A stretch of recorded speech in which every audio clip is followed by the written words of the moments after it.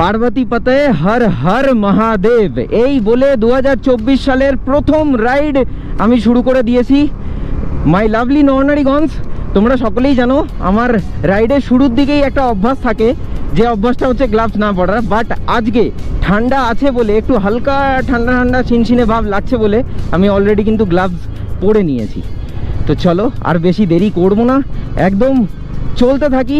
আজকের সফরনামা তোমাদের সাথে সম্পূর্ণভাবে কিন্তু শেয়ার করব, তো ব্লগটার সঙ্গে কিন্তু জুড়ে থাকবে। কলকাতা টু বারাণসীর ডিস্টেন্স হচ্ছে 700+ কিলোমিটার। লাস্ট ইয়ার করতে আমার সময় লেগে গেছিলো 12 আওয়ার প্লাস।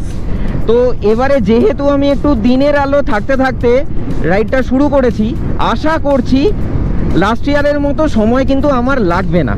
উঠে গেছি হচ্ছে বেলগড়িয়া এক্সপ্রেস ওয়েতে, আর পুরোপুরি কুয়াশাচ্ছন্ন হয়ে রয়েছে ভাই। শীতকালের এই কুয়াশাচ্ছন্ন ভোরে দক্ষিণেশ্বর বালি ব্রিজ কিন্তু আলাদাই মায়াবী রূপ নিয়ে নিয়েছে।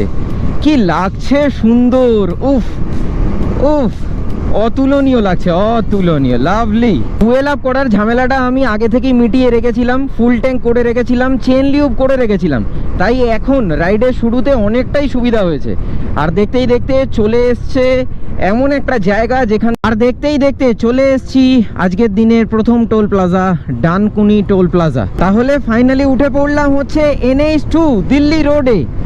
আর এখনো অবধি কুয়াশা কাটেনি, সূর্যের আলো কিন্তু ফুটে গেছে, মানে সূর্যি মামা কিন্তু উঠে গেছে।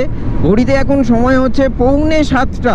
আর এই কুয়াশাচ্ছন্ন ওয়েদারে রাইড করার মজা কিন্তু হোল ডিফারেন্ট লেভেল, যার জন্য আমি ভোর ভোর কিন্তু আজকে রাইডটা শুরু করেছি। ইন জেনারেলি আমি একটু রাত্রি করেই বেরোই, মানে দিনের আলো ফুটে যাবে ততক্ষণে আমি রাস্তায় থাকবো এবং অনেকটা কিলোমিটার আমার কভার করা হয়ে যাবে।